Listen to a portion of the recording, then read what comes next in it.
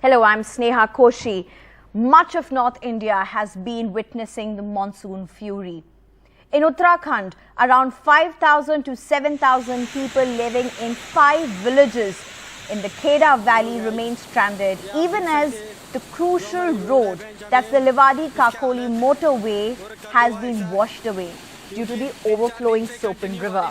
These are the very worrisome visuals emerging of how locals have been escaping, risking their lives, trekking through steep hills with the gushing Sopan River right below them.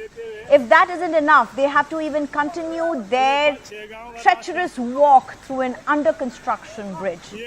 But the eyes or the attention of the administration and public representatives has not yet reached the 5 villages of Kheda Valley. Fitadi, Liwadi, Kasla, Rala, Rakcha are some of the villages where locals seem to be making this extremely risky trek just to be able to save themselves from being stranded further.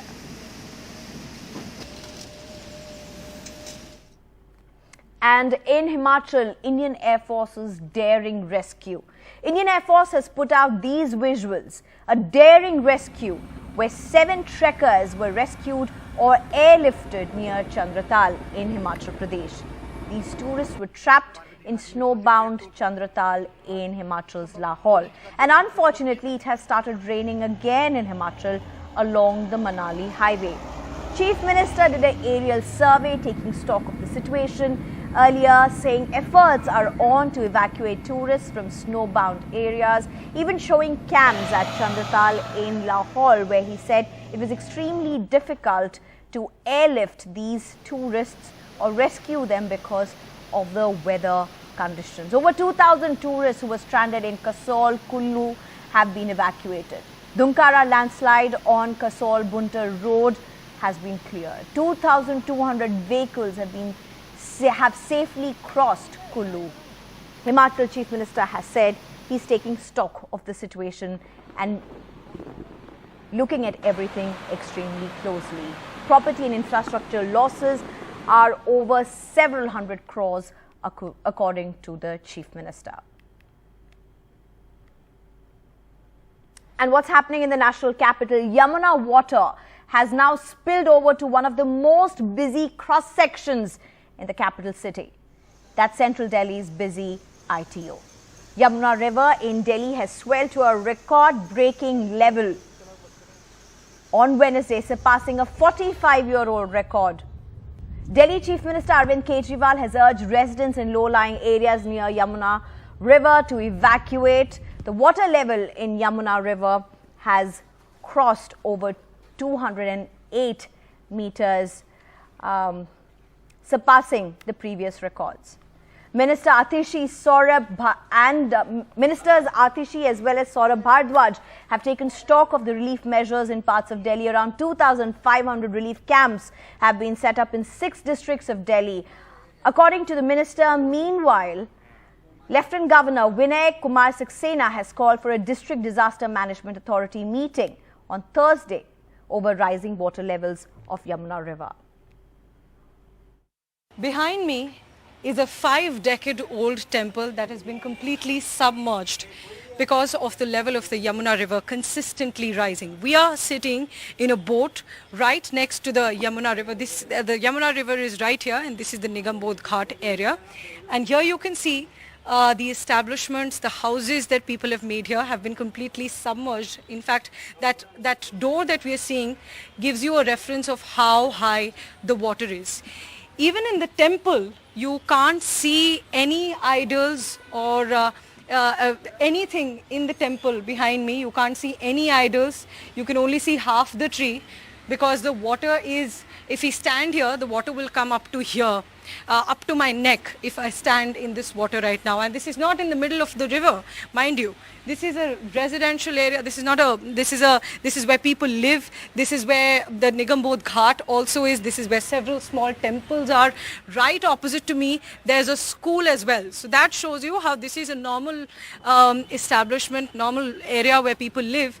but now it has been completely submerged because of the Yamuna river's water level rising. It's flowing close to a record high of above 207.4 meters. Such a level was last recorded in the year 1978 when Delhi saw floods in these areas, and even in 2013 the water level recorded was 207.32. But right now, this time, the water level has even crossed that mark that was reported in 2013. Let me also speak to some of the people here. Sir, अपना नाम अगर आप बता सकें और आप कितने साल से यहाँ रह रहे हैं? मेरा नाम है महेश चंद्र शर्मा। मैं यहाँ पे करीब मेरा जन्म ही यहीं का है। 43 की मेरी एज है। जब से बाढ़ की तो खैर आदत ही हो गई है। मैं आदत हो गई, हर साल ऐसा देखते हैं या कब कब? हर साल, बीच में कभी एक आध साल को नहीं आई है, नहीं तो हर साल आती है लगभग। पर इस साल ज्यादा है। इस साल ज्यादा है। इस साल पिछले सालों से ज्यादा है। काफी साल बाद इतना पानी आया है यहाँ। जी, तो कैसे रह रहे हैं लोग यहाँ पर? जैसे हम देख रहे हैं घर पूरे ग्राउंड फ्लोर तो बह चुका है। हम छत पे रह रहे हैं, अपने छत पे बना रखा है, वहाँ रह रहे हैं। नीचे का तो सब हमारा पानी भर गया, आप देख ही रहे हो।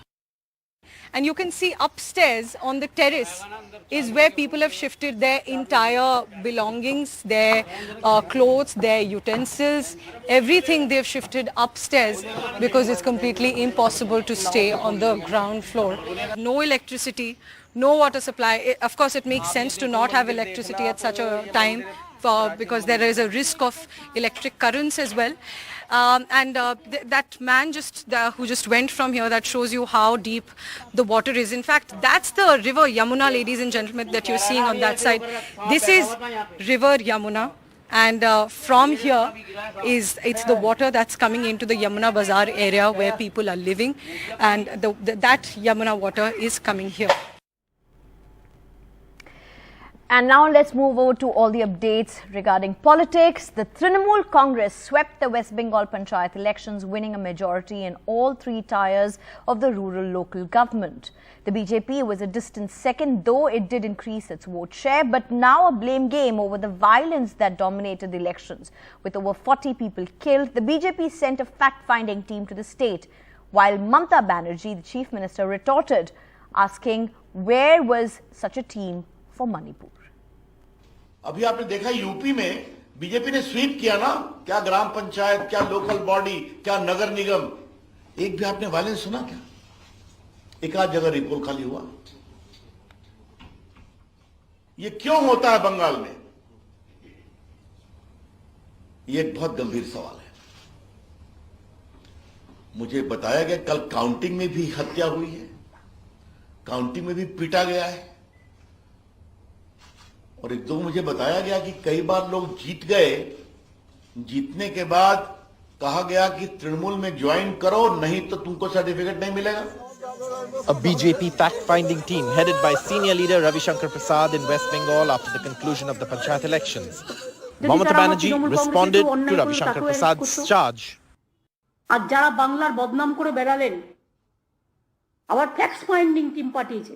আর কত টিম পাঠাবেন বলতে পারেন? আমার ভাজপার এই অপদার্থ লিডারগুলোকে জিজ্ঞেস করি যাদের সাহস নেই রুখে দাঁড়ানো। আমি আজকে দুঃখিত, কয়েকজন মারা গেছে বিক্ষিপ্ত ঘটনায়। As the ruling Trinamool Congress celebrates its sweep in the panchayat polls in West Bengal, the BJP is in a distant second position, despite an improved performance from the last rural polls in 2018, where the TMC won a huge number of seats uncontested. But with around 40 dead in these elections, the poll-related violence has taken off some of the shine of the TMC victory. Even the counting day ended with bullets being fired in Bhangur, South 24 Parganas, where one person died and a police officer sustained injuries. Country-made bombs have been found and defused by a bomb squad team in Bhangur on Wednesday. Even this afternoon, bombs have been hurled in Murshidabad's Raghunathganj and Shamsherganj, where 7 people have lost their lives since Friday. The Trinamool Congress says the violence is a diversionary tactic as the opposition has failed to defeat the ruling party. Chief Minister Mamata Banerjee announced compensation of rupees 2 lakh for the families of the dead and a government job for a family member. Today, the Calcutta High Court also said that the declared election results will be subjected to final orders in the petitions that the court is hearing on the panchayat polls. Bengal's elections have always been violent, but this time around, there was hope of a peaceful election, with the ruling party, the Trinamool Congress, promising peaceful elections, the deployment of central forces and the Calcutta High Court's intervention. But in spite of all this, even this election has been characterized by violence.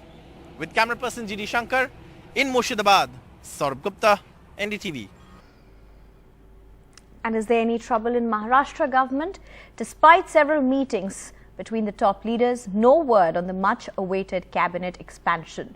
A massive headache for Eknath Shinde, the chief minister, as Ajit Pawar and his group of rebels are awaiting portfolios after they were sworn in, while several leaders in the Shiv Sena were also promised plum positions.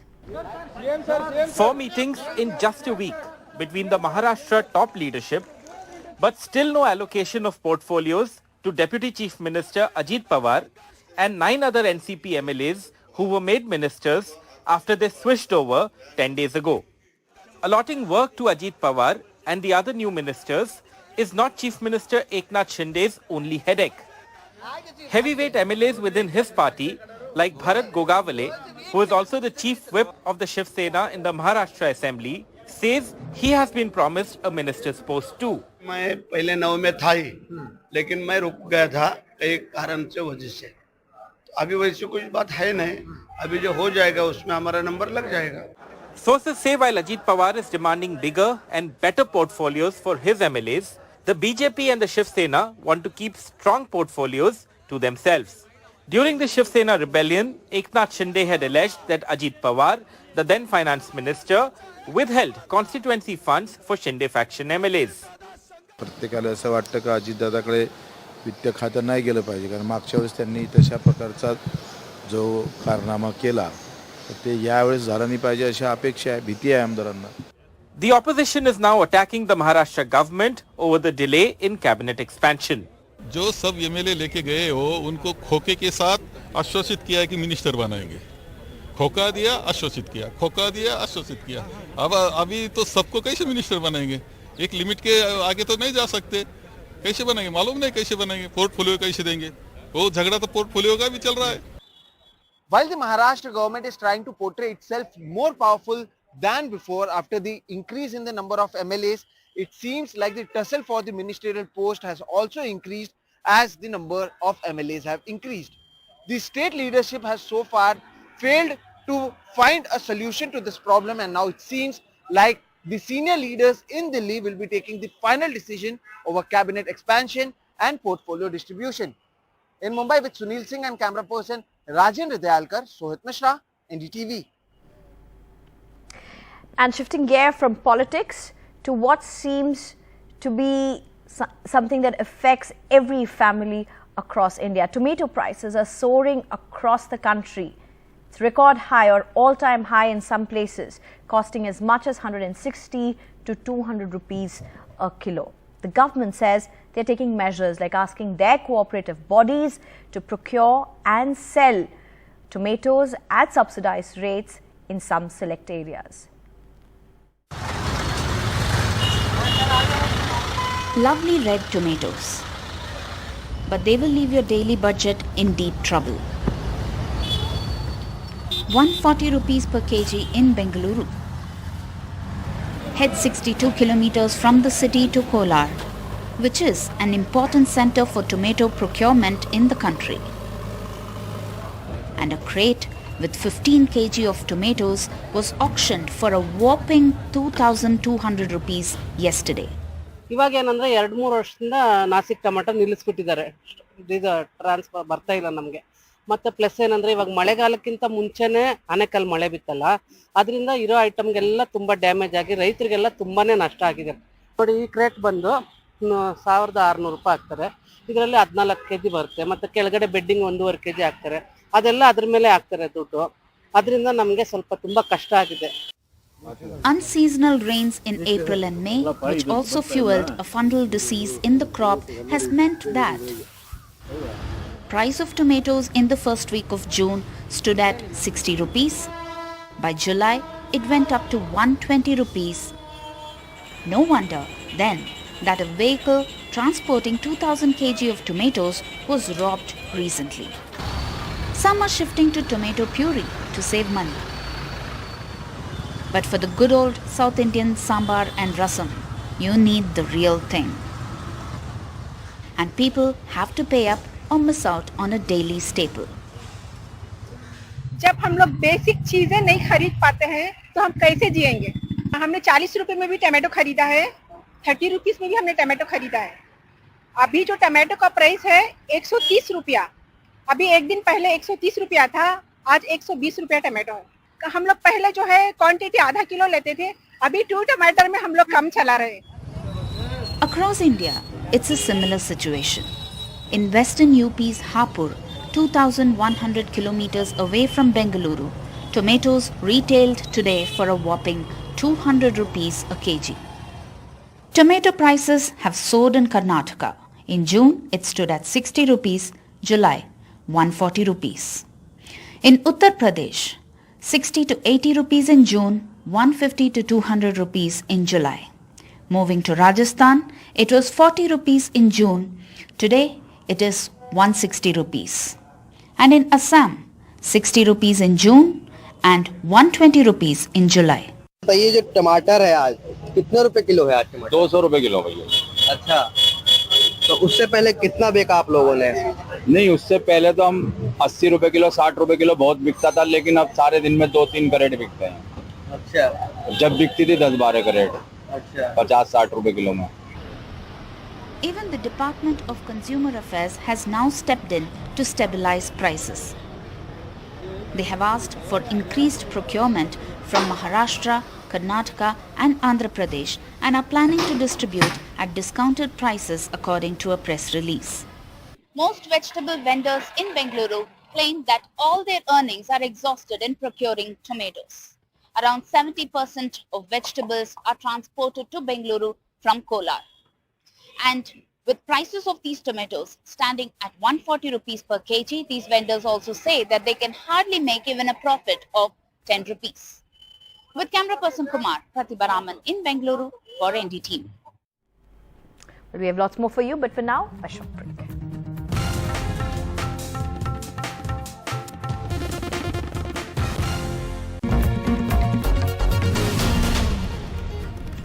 Welcome back.